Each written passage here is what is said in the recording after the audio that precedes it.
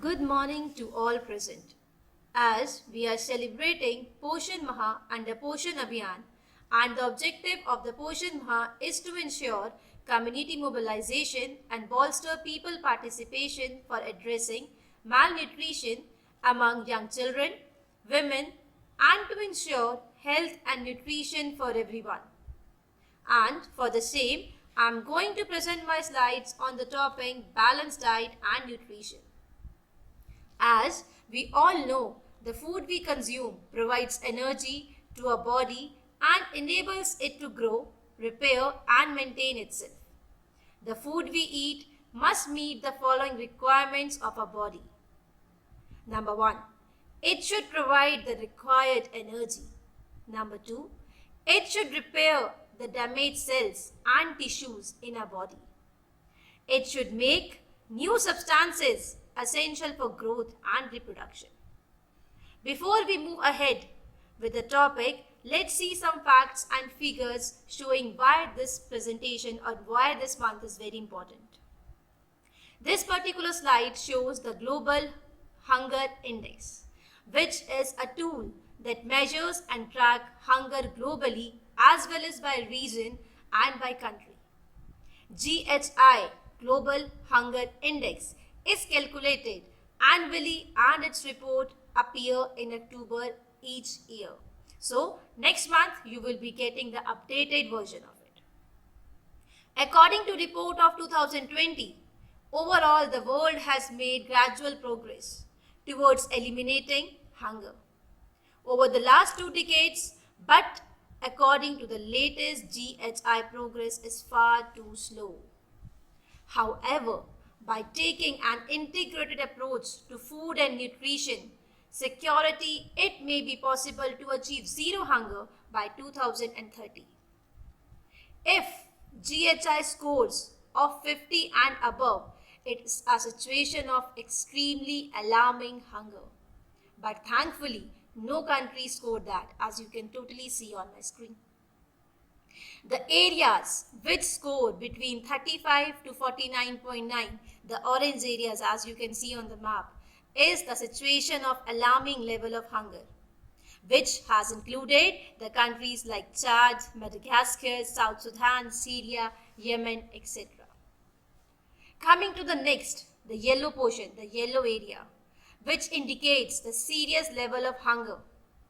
And India, with a score of 27.2, has a serious level of hunger.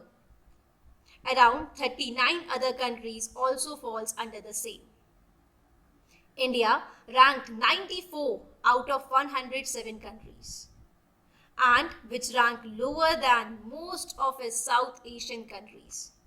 You will be shocked to know even the Pakistan ranked 88, Sri Lanka ranked 64, Myanmar ranked 78, Nepal ranked 73, Bangladesh ranked 75. Only the Afghanistan was there who lagged behind and who ranked 99. Under the next portion, the moderate one, 26 countries falls. And the good news for us was that under low level of hunger, there were 48 countries. Coming to the next fact. The next fact is about the obesity distribution in India. As you can clearly see from the graphs that richer, middle-aged and urban population is more likely to be overweight or obese in India. And you may also notice that women are more likely to be overweight than men after they crosses 30.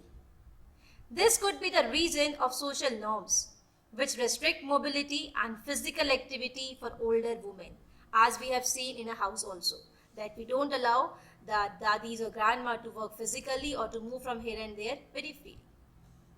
Coming to the next, one more fact. As you can say, overweight India versus underweight India. India has an alarmingly high number of people either overweight or underweight, while India and China continue to have the largest number of underweight people in the world. Both the countries have also broken into top 5 in terms of obesity. 9.8 million Indian men overweight and 20 million obese are Indian women. India is the home to 40% of global underweight population. India is a home to most underweight, while China is distant second. So as I told you, nutrition and balanced diet is the need of an hour. Nutrition is about eating a healthy and a balanced diet. A diet which contains all the essential nutrients in the right proportion is called balanced diet. A life free from diseases, keeping fit and maintaining body shape are some of the concerns that we all struggle with to achieve a quality life. Healthy eating and being physically active are more important keys to help you get there. For this, there's one pyramid which will help you out. If you can see the pyramid, which is a representation of the optimal number of servings to be eaten each day from each of the basic food groups. If we start from the top, there you can see the fats and sweet that indicate the least quantity or the least number we have to consume it. After fats, the second column shows about protein. We should intake more of protein. Then after more of protein, we should intake the dairy products such as milk, yogurt, cheese, so and so forth. After the dairy products, we should consume more of fruits and vegetables. And the last row you can see the grains, the more of carbohydrates like rice, wheat, oats, barley. This we should intake. In a day, the minimum serving of water should be 8.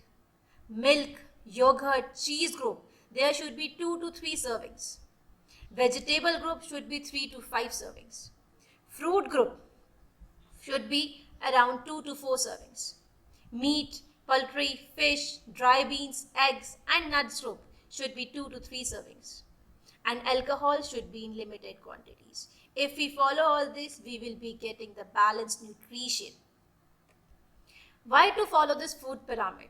Because it shows you variety. It gives you variety to choose among what you want to eat. It sets your limit. It is very easy to understand, and also it shows you different examples. As I told you, it's not a balanced diet. It is balanced nutrition. A person may be getting enough food to eat, but sometimes the food may not contain a particular nutrient. If this continues over a long period of time, the person may suffer from its deficiency. And deficiency of one or more nutrients can cause disease or disorders in our body.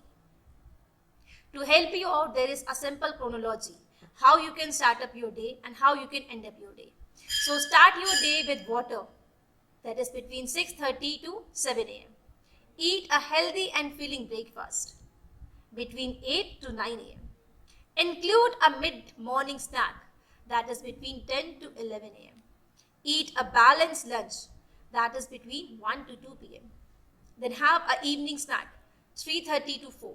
And then have a light dinner, that is between 7 to 7:30. So if you follow this chronology, you will be getting a better outcome.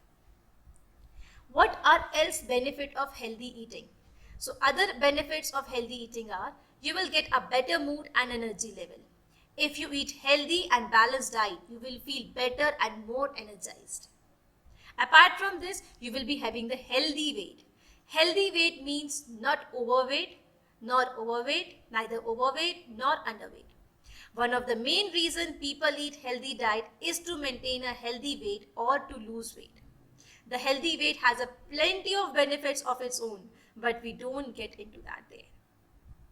The next one, third one is improve memory or brain health. Eating healthy increases blood flow of brain, which help prevent brain diseases like Alzheimer's, dementia and cognitive decline. That means your memory will get on increasing if you will have the healthy diet. Strong bones and teeth. If you pay close attention, you might notice that a lot of elderly individuals use dentures in order to eat and talk properly. A healthy diet can help individuals make sure that you have a strong teeth and bone now and in the future, thus preventing teeth decay and osteoporosis. Yes, it's our reminder. It's our reminder for all of us that a balanced diet and nutrition is no joke. It's the need of an hour. Yes, it's the need of an hour because all the deficiency diseases can be prevented by taking a balanced diet. So, we should ensure that our meals have a balance of different nutrients needed by the body.